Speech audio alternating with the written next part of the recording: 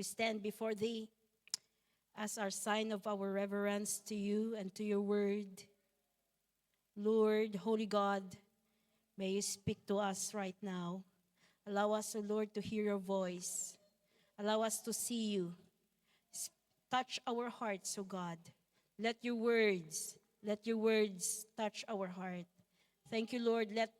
Don't let this service, O God, na we don't receive anything from Your word. Thank You for captivating our hearts. Thank You for the encounter with You. And even for Your servant, hide Your servant in the cross, that Your name alone be glorified. In Jesus' name, amen. We can take our seats. Asan ang susi ng mga bata?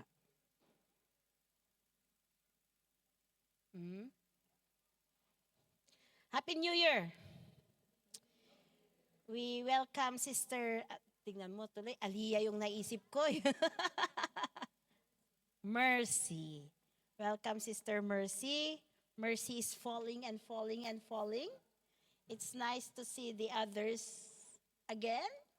I am so much blessed, even sa mga FIFO who came back and joined us again this Sunday.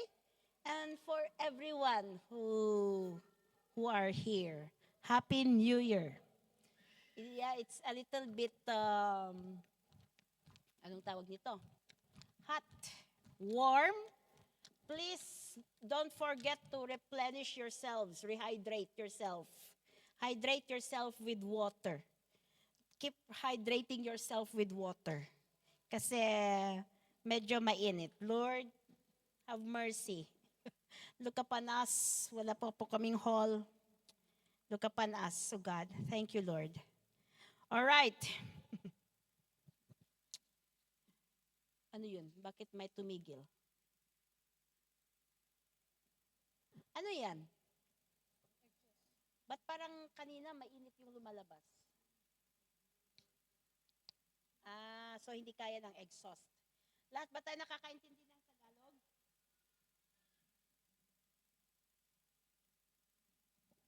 Or kailangan kong mag-English? I need to use English? Alright.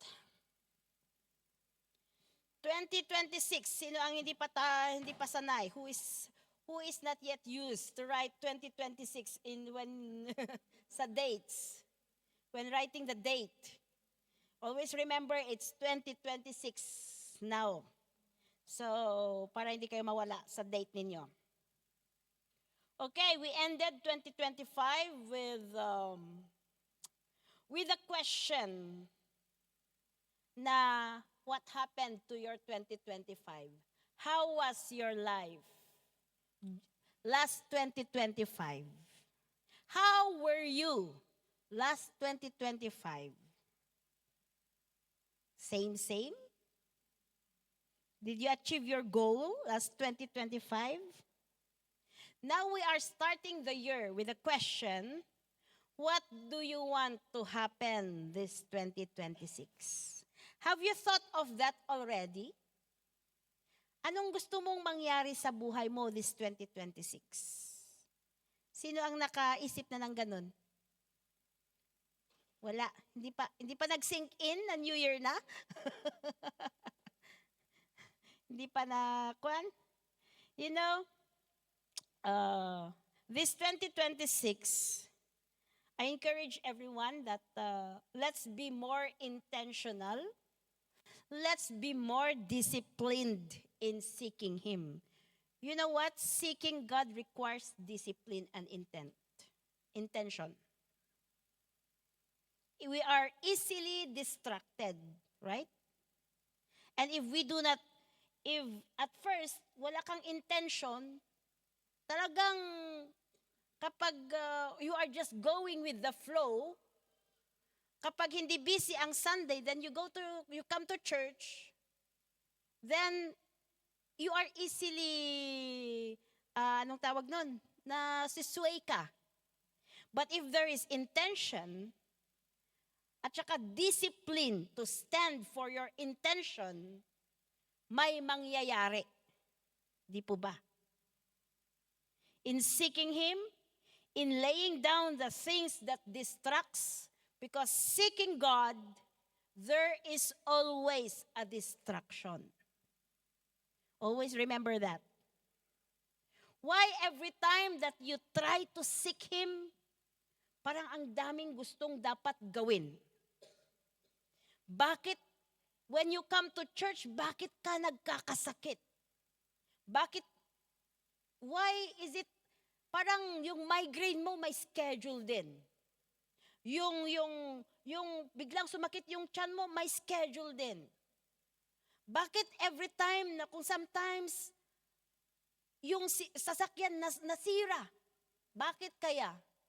There is always a distraction in seeking Him. And if we are not disciplined to shut off the distraction, walang mangyayari. Let's be more intentional and disciplined in making ourselves right before God. Right before God. The world is getting wicked and immoral. There is an increase of wickedness. And if we allow ourselves to be easily swayed with their invitation, with temptations, then we are drawing ourselves away from God. Even in our reading of the Bible, sino ang nag-goal ng this year, I wanna finish the whole book of the Bible? Sino yung naggumawa nito and then at the end of the year, nag-evaluate ka? Did you finish the whole book of the Bible? So yung gaya kong ganun. Ay hindi ko natapos. Bakit kaya? Kasi walang intention na magbasa on some days, di po ba? Walang discipline na to really read. Walang discipline sa time management. Let's be honest to ourselves and to God. Let's be more intentional and disciplined in our spiritual growth and even in our evangelism and discipleship. Remember, evangelism is intentional. It is intentional. It is intentional to go and visit. It is intentional to go and invite, to message them. It is intentional to share about the Word of God. Let's start the year right. Amen po ba? Hindi pa huli. This is the first Sunday of the month. Of the year pa nga eh. Let's start. Praise the Lord. We are here worshiping God. We are in the presence of the Lord, isn't it? That's a good thing already.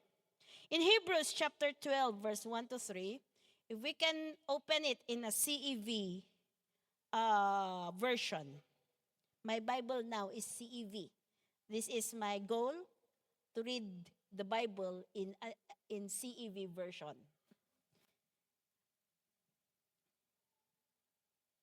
Hebrews chapter 12, verse 1 to 3. Okay. Is that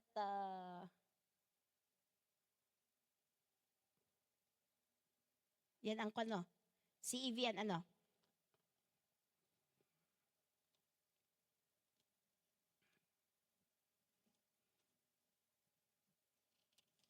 Yes. Okay, let's all read. Such a large crowd of witnesses is all around us. Alam nyo ba na when you started believing, people are looking up to you? People observe you.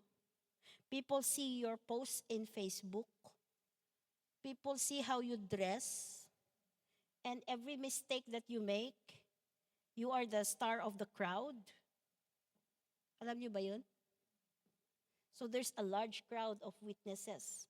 So wag po tayong anong tawag nun? Wag tayong magtaka kung tayo ang pinag-uusapan ng bayan. It's okay. Maganda yun. But that's why let's be careful to protect our testimony. Protect your testimony. You people look up to you. People see your post. Amen. So be careful what you post as well in Facebook. Amen po ba? People, large crowd of witnesses is all around us. So we must get rid of everything that slows us down. Get rid, what slows you down? What slowed you down what kept you during 2025? What kept you from seeking Him? What kept you from growing? What slowed your life? Bakit 3 years ka ng believer or 4 years ka ng believer, parang wala pang nangyayari sa'yo? Sa ministry mo? Bakit parang tinatamad-tamad pa rin tayo? What happened? Especially, ito pa, very specific. Especially the sin that just won't let go. You know, we have this called yung besetting sin. Besetting sin, ito yung mga persistent sin or constantly evident in you, deeply rooted in you. Ito yung lagi kang nagre-wrestle often. Yung mahirap, kung napansin nyo, bakit nag-struggle ako in this kind of sin, lagi-lagi. That is besetting sin. And it is persistent, stubborn siya, nandyan siya. Rooted, na gumawa na siya ng bahay sa buhay mo. That is, ang hirap i-let go. Like addiction. That is a besetting sin. Addiction. Addiction to what, Pastora? Marami-rami pong klase ng addiction. Huwag nating sabihin, even shopping is an addiction, di po ba? Praise the Lord sa mga naka-overcome ng shopping. Ano na ngayon? Window? Window shopping na lang? So, those are besetting sin, mga addiction na yan. So, especially the sin that just won't let go. Be honest with God. You know, if you want to be freed from this besetting sin, honesty is the key. Don't, wag po tayong, let's not show ourselves na we are perfect because no one is perfect. When there is honesty and there is humility, there is God's mercy. But when there is pride, there is God's opposition. That is biblical. Kaya the more that we make ourselves honest before God, the more that we receive His grace and His mercy. But if we keep on saying, no, I'm fine, you will not receive the grace of God. Hallelujah.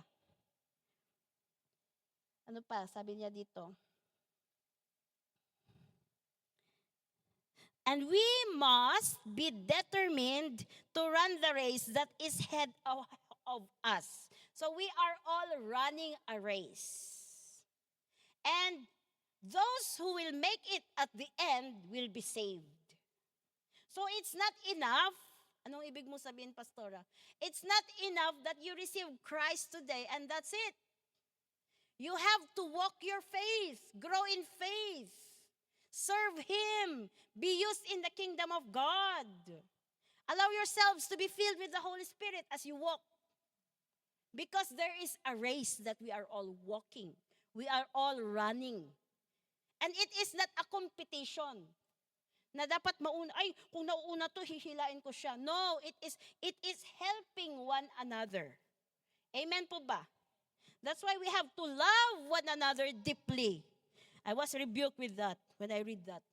Love one another deeply. Lord, paano na kapag nagsasawa na ako? Nagsawa na ba kayong magmahal? Sino ang gaya ko kung minsan nararamdaman kong nagsasawa na akong magmahal? Kaya sabi ko, Lord, my prayer always is, fill my heart with your love kasi yung love ko nagsasawa. Kaya yung mga asawa kung minsan fall out of love, sabi nila. Pero tayo, we ask God to fill our hearts with love so that we can love even the flaw. Even the flaws. Hindi lang flaw, kasi hindi lang iisa ang flaw ng asawa. Di ba? Maraming flaws ang asawa. Tama ba? Ay? Pero plural pa rin. As you go, sabi niyo ilang taong kayo? Hindi pa kayo alam, hindi pa niyo ba alam? Ay sus. 20, kapag mag 25 years kayong together, marami ka pang hindi alam sa isa't isa. As we go, nakikita, kala ko ba na-overcome niya yun? Bakit meron pa ulit? Kaya we ask the grace of God, the love of God, to fill our hearts with love para mamahal natin ang asawa natin. Hindi lang ang asawa po, kundi ang kapwa natin. Amen po ba? Umiinit na, nararamdaman ko, nainitin ba kayo? It's okay. Fan yourselves. Fan yourselves. You help yourselves to cool down. The more that we should be challenged to cry out and to push para ma-work out yung building natin. Alright. So, yung sabi niya, we must keep our eyes on Jesus. This 2026, let's keep our eyes on Jesus, not on others. Not on the church even. Not on the bishops even. Not on the pastors. Not on one another. But on who? Who? Jesus, who leads us and makes our faith complete. He endured the shame. Okay. Praise the Lord. Let's fix our eyes on Jesus. Medyo mainit talaga. I thought, sabi kasi nila, kaya ako nagdamit ng ganito, sabi nila, okay na yung, after how many Sundays ako kasing pumunta dito. Sabi nila, okay na yung, nung tawag nito, exhaust. Iba pala, hindi pala masyadong okay. Alright. As I said a while ago, without honesty, there will never be a change. So, let's try to make a goal this 2026. I encourage you to have a goal this 2026. Goal for your family, goal for your career, goal for your lives, but don't forget to make a spiritual goal. Especially your goal in your relationship with God. Your relationship with God. And sabi natin, what slowed us down? It is very important to identify the problem. I want you to think of yourselves. What caused you to slow down in your relationship with God? Ano yung naging problema? Bakit dati ganito ka, pero bakit ganun? Bakit ngayon parang medyo hindi mo nagagawa? Bakit parang stagnated ka in your relationship with God? Bakit parang ang layo mo sa Panginoon? What is the problem? Ano yung problem?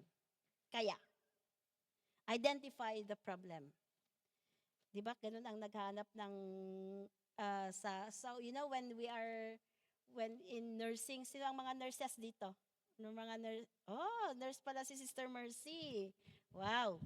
Ang ginagawa is yung SOAP, mga subjective, problem, objective problem, and then identify ano yung diagnosis mo, nursing diagnosis mo, and then you make a plan. So then after you find a goal, you identify the problem, make a plan, have a goal. Have a goal. Ano yung goal mo?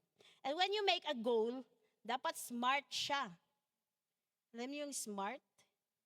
SMART. Smart, ano yung S? Specific.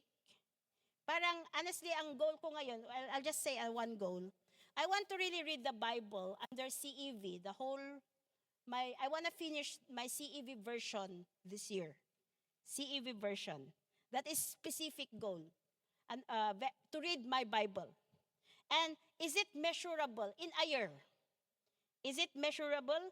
You should measure, if it's measurable, you should be able to measure your progress. So in a week, ano yung ilang chapters ang dapat kong nabasa? Anong books ang dapat kong nabasa?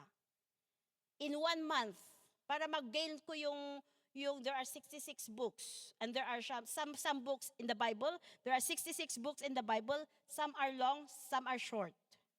Kaya dapat yung short, hindi ako nagde-dwell doon ng isang buwan or isang week. Dapat in few days. Kasi there are very long books. So it is measurable. You measure your progress. Is it attainable? Set a realistic. Is that attainable? Of course, 1 year is 365. So I believe that it is attainable.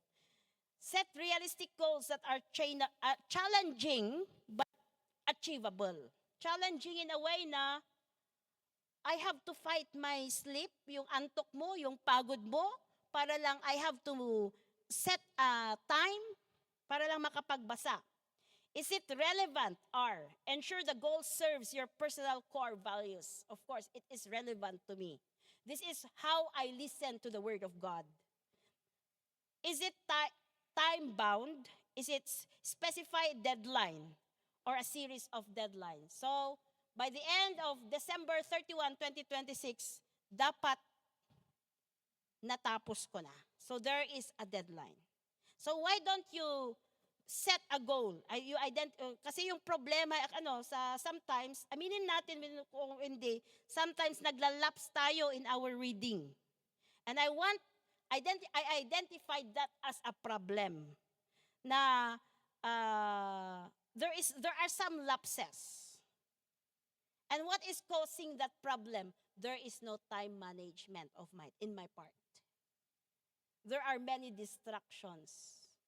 Kaya talagang sinadya kong tinanggal yung Facebook app. Kasi minsan distraction, di natin namamalayan. Aminin natin, talagang Facebook, time, screen time. Praise the Lord, and God is using Nathan. You know, Nathan looks at me when I am always on my phone. He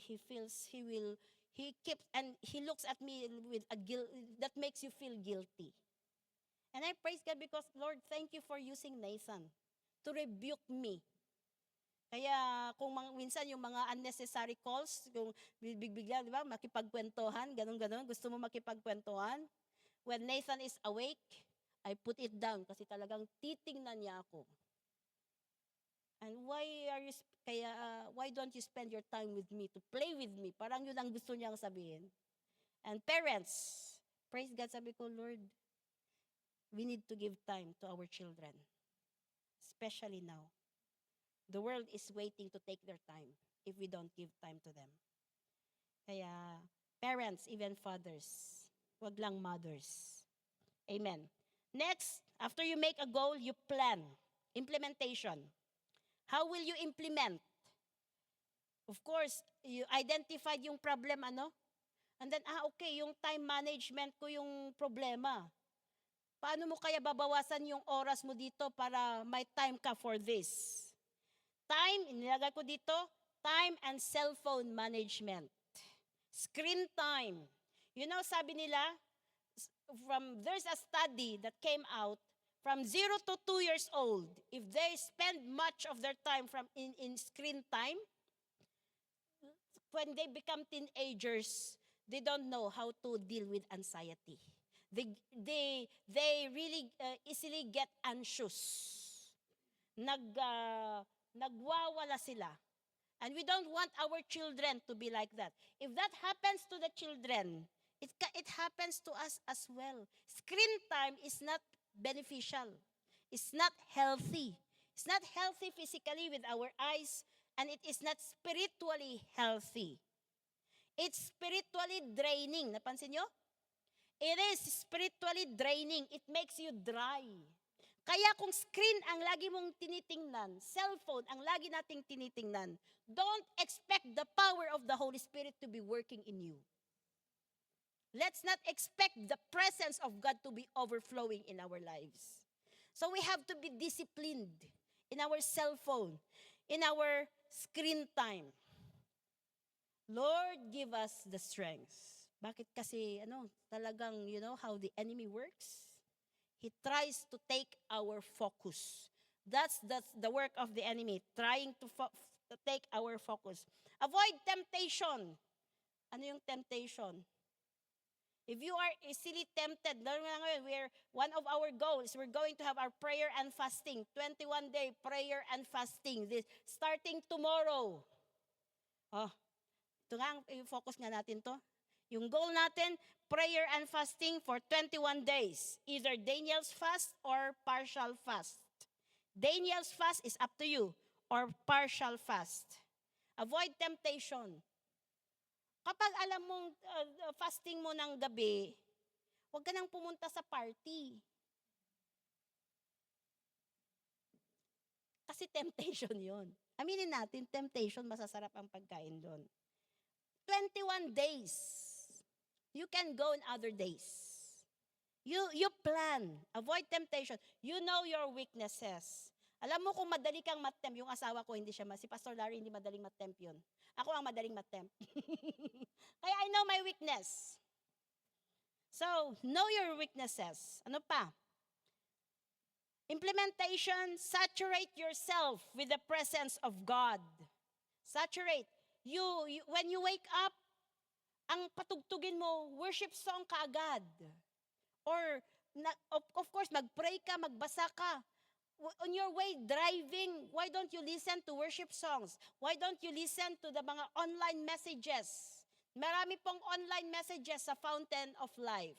Mayroon po tayong FBCFI, Hong Kong, and UK sa YouTube. You can check on those. You listen sa mga online messages. Avoid na yung reels na i-avoid natin yung reels na laging reels na lang yung pinapanood natin. Amen po ba? Invite the presence of God in your atmosphere. Saturate yourself with the Word of God. If there is no Word, we will not be able to finish yung 21-day prayer and fasting. If there is no presence of God, madali kayong matempt. Amen po ba? So, plan. In Romans chapter 12, verse 2, you hydrate yourself. Kasi umiinit na talaga. Romans chapter 12, verse 2.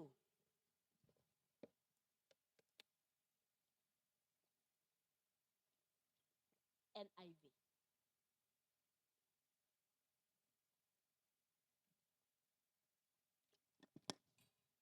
Okay, let's read. Do not conform to the pattern of this world, but be transformed by the renewing of your mind. So, nakita niyo yun? Be transformed by the renewing of your mind. If there is no transformation of the mind, there is no renewal. If there is no renewal, of the mind, there will never be change. Kailangan nating palitan yung pag-iisip natin. Kung napansin mo, bakit yung pag-iisip kong ganito hindi effective, palitan mo yung pag-iisip mo. Amen. How will we change our mindsets? The way we think, saturate your mind with the Word of God. Saturate. I tell you, if you are a Christian and you don't know how to read the Word of God, you are a defeated Christian. You will always encounter defeat. You will always be a dried Christian. There is, yung sinabi natin nung last New Year, so fruitfulness. We bear fruit. There is no fruitfulness in you if you do not know how to read the Word of God. Ngayong 2026, I challenge each one of you. Read your Bible. Bring your Bible to church. Take note. You take note. Don't just listen, you take note. You take note during prayer meetings. Take note during cell groups. Ganyan ako nag-start noon. I always take note. And when I read my Bible, I write down, I have my ball pen, a notebook. That's how I've started when I was, until now, I do take note. Let's take note. Amen po ba? Let's read our Bible. Kahit yun lang ang matanggap nyo ngayong araw na to. Because the Word of God is very important as Christians. Hindi po pwede yung Kristiyano na hanggang nakikinig lang tayo during cell group or prayer meetings and Sunday services. Especially the leaders. I'm talking to the coordinators. Read your Bible. We all read even me, we all read our Bible, not just you. We all read our Bible. Amen po ba? Let's go deeper. Let's go deeper in the reading of the Bible. Kung wala kang Bible na Kristiyano ka, buy your own Bible. It is worth it. It is not a waste. Amen. Amen po ba? How come we have very good cell phones if we do not have a Bible? Marami pong Bible sa kurong. May kurong na po tayo sa Mount Lowley, and, tama ba yun? And Canning Vale. Alright. Because how can you be, sabi nga natin, ano yung ilalagay natin sa isip natin? What will we put into our mind? The Word of God. Not just the advices of others. Even if I keep asking advice from the others, if yung advice nila is not biblical, it's not worth it. It will not bring fruition into your life. This is the best advice, source of advice. So if you seek advice, go to someone who will advise you with the Word. Ang Word of God, masakit po ito. It is double-edged. But it knows how to soothe you. It knows how to heal you. It breaks you, but it can complete you. It breaks you because of our hardening of the heart, but it knows how to complete us. So let's read. Amen po ba? Start reading your Bible. Start reading it Monday morning and afternoon. If you don't have time, read it one verse. Or kahit isang ganun, find something to meditate. Amen. And then after na nag-goal ka, ngayong 2021, ay yung example natin, nag-picture ba kayo ng sarili niyo noon? Try to picture yourself 2025. And then what do you want now to yourself that will happen to yourself 2026? Try to picture. You're a worship leader. To picture yourself reading the Bible. You picture yourself preaching. You picture yourself being more committed to the Lord. And then you evaluate. In 2 Corinthians chapter 13 verse 5. 2 Corinthians chapter 13 verse 5. May aircon ba doon? Doon na lang tayo kumain mamaya yata. Pwede bang kumain doon? Ha? May time din sana doon. Grabe. Okay. Well, let's all read. Examine yourselves to see whether in the faith.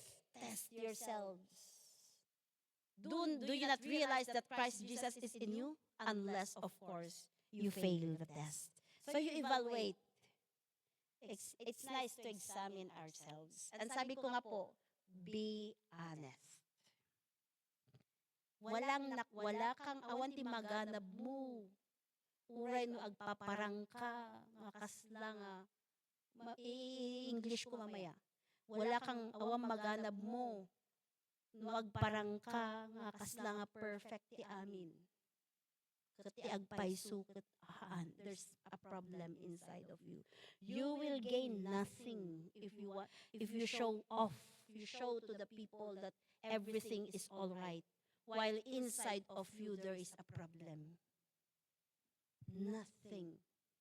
Honesty, the healing. If you want to be an overcomer, honesty is the key. If you want healing, honesty is the key. If you want healed relationship, honesty is the key. Humility. That's why in humility, in seeking God, it requires humility. It requires humility. And now we are going. That's why I am proclaiming a 21-day prayer and fasting, as I said a while ago, starting tomorrow, ending on January 25, Sunday, dito sa church. We end it dito sa church ng January 25. Fasting. Fasting is not just is abstaining from food for spiritual purposes. Alam ko marami tayong nakain nung Christmas at saka New Year. Itong fasting na tinutukoy ko po, abstaining for food para hindi siya, not para po mag-gain, malus mo yung ginain, I gained 3 kilos. Para hindi mo malus yung nag-gain mo na kilo. Hindi po ganon. But for spiritual purposes. It is a practice of humbling yourself before God. It is a way of showing na, Lord, I humble myself. Kaya in the Old Testament, yung fasting nila was accompanied with weeping, with mourning and lamenting, and even wearing sackcloth and sitting in the ashes. Grabe, ano? Paano kaya kung you wear sackcloth? Wala na ngayon yun. So, fasting, yun ang fasting. Fasting is not a way to get a better response to prayer. Mag-fast ako para mas mabilis ang pagsagot ng Panginoon ng prayer ko. Hindi po. We change that mindset. Alright?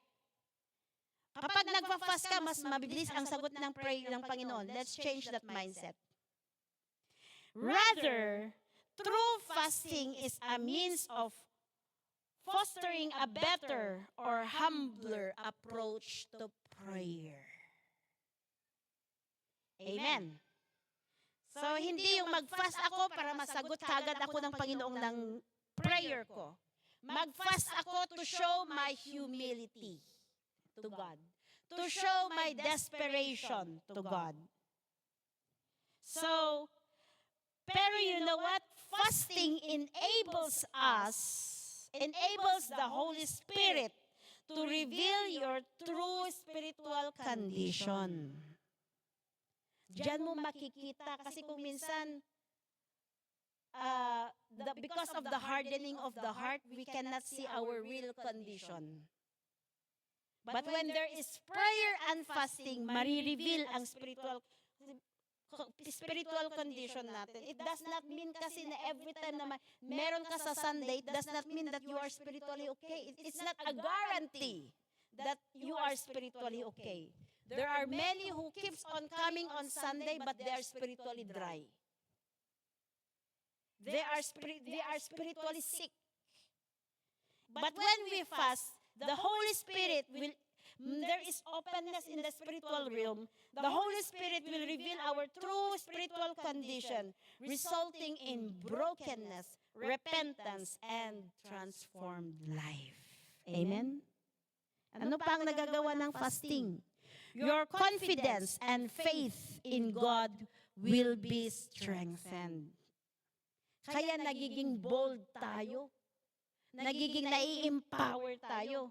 And you will feel mentally and spiritually and physically refreshed. Hallelujah. So that's what fasting can do.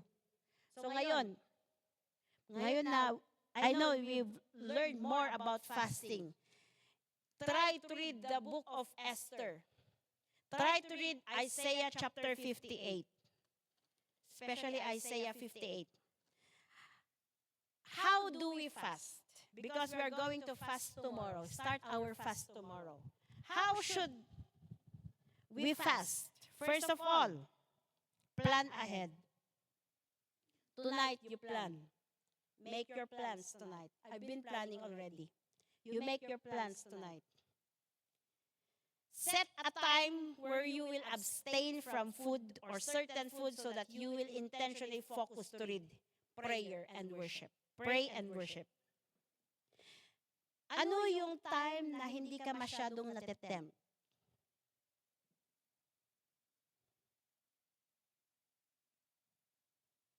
Sabi ko, wag akong mag-set ng...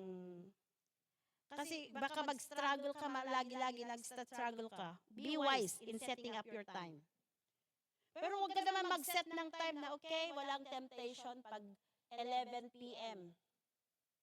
to 6 p.m. Yun na po yung fasting ko, Pastora. Of course, lahat tulog ka na. Yung meron ka namang na-give up, meron kang na-sacrifice, meron ka namang na-deny. Hindi yung parang in-extend mo lang. Pastora, yung fasting ko is 11 p.m. to 8 a.m. Kasi gaya madamdam mo, pwede ka nang mag-breakfast ng 9 a.m., hindi mo pa naramdaman yung gutom mo at 8 a.m. Kaya pwede pong iganon. Set a time to abstain. Mag-set a time ka na. And when you do that, nag-set a time ka na, do your devotion time. Set a time for your devotion time. Sa oras na yan, may time ka ba para mag-devotion? Or nasa work ka sa oras na yan? Pag sa work mo, halimbawa lunch ang binigay mo, kapag may lunch break ka, that's your time to do your prayer, your word, and worship. Pero be intentional, to read your Bible. It's important. It will not be madidefeat po yung purpose ng fasting if there is no devotion time. If there is no prayer time. If there is no word time. Hindi po yan spiritual purpose na fasting. Fasting lang yan para na-miss mo lang yung pagkain. So, be with your Bible, get your notebook, and allow the Holy Spirit to speak to you. During the time na free time mo, why don't you speak in tongues? Why don't you use it to worship? Habang naglalaba ka, naguhugas ka, holy, holy is your name, O Lord. Use it na, don't find time, don't give the enemy to speak into your mind. Don't allow any time for any distraction in your mind. Amen. Ano pa? Intentionally create an atmosphere of worship. Intentionally create an atmosphere of worship. In fasting as well, it's a time to abstain from, bawasan yung mga cellphone natin and even sexual activities. Amen po ba? Amen. Ano pa? Bakit parang ayaw niyo yun? Second, get out from the noisy world. Get out from the noisy world. Oh, get out from the noisy world, Avi. Ano yung ibig sabihin po nito? In Matthew chapter 6 verse 6, sabi niya dito, Matthew chapter 6 verse 6, but when you pray, go into your room, close the door, and pray to your Father. Bakit close the door? You are shutting off your mind, your ears from the noisy world. Ano yung noisy world? Sabi po natin, mga Facebook is very noisy. Social media is very noisy. Unnecessary gatherings, very noisy. Meetups that are not necessary, kung minsan very noisy. Mamaya yung meetups mo, nagchismisan na kayo. Di nasira, di ba? We are creating an atmosphere of worship. Kaya kung mag-shopping ka, iplano mo para lahat na, meron na lahat dun, one time go. So, it is really planned. Get out from the noisy world. Close the door, alone time. I encourage yung husband and wife, there are times you pray together, but there are times that you pray just by yourself. I encourage yung praying together na husband and wife, but find time to also pray just by yourself. Kasi iba nga, hinahanap ko yung me time ko. My us time with my husband is not enough. But don't forget to pray together. That is your protection as a couple. Amen. Shutting your ears from the noise of this world. Number 3, how do we fast? Iso pa. In Isaiah chapter 58 verse 3. Isaiah chapter 58 verse 3.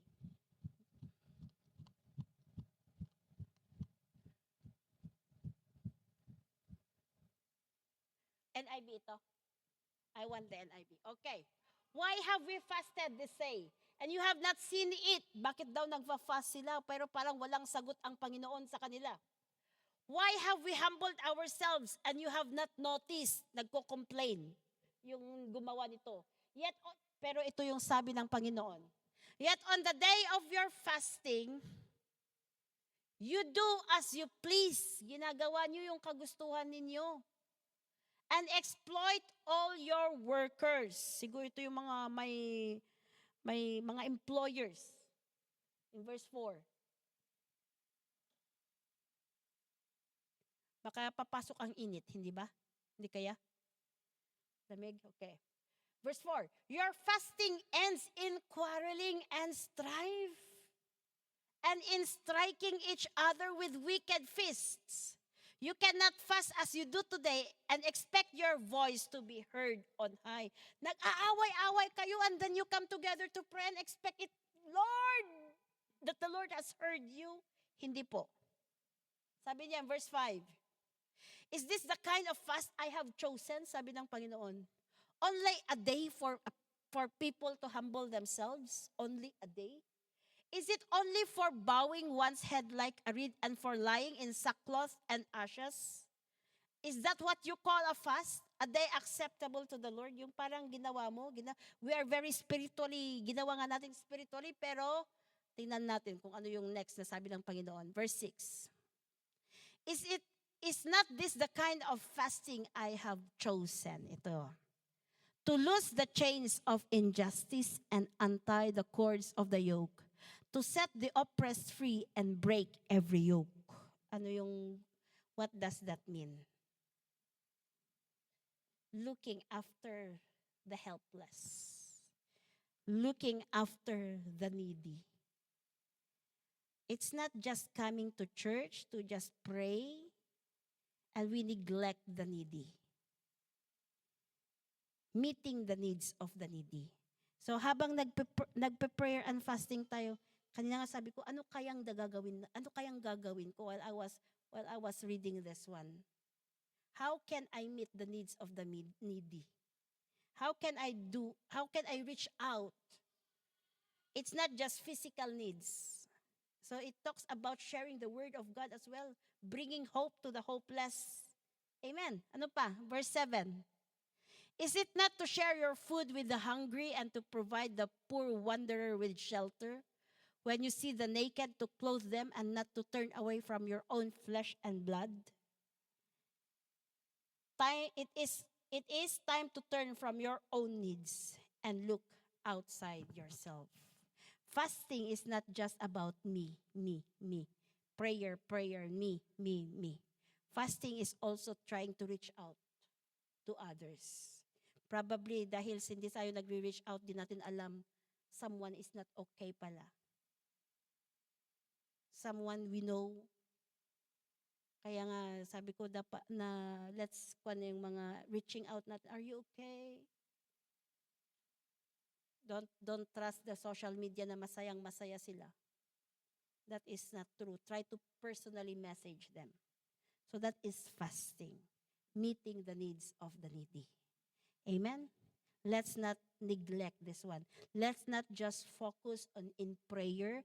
Let's not just focus in reading our Bible, having time to read our Bible, being spiritually refreshed. But we neglect people outside the church or even people who are coming to church na hindi natin alam, na-drain pala sila or they need someone to listen to them. It's not just meeting the needs of the needy, it's not just about finances, di ba? Being there to listen to them. Uy, lumamig. Napansin niyo, lumamig.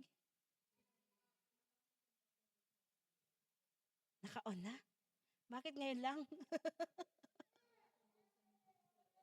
Sa loob. Effective. Dapat isara nga rod natin to. Kaya, pero lumamig ya. So, yeah. Let's who will you reach out this 21-day prayer and fasting? Don't just focus on yourself.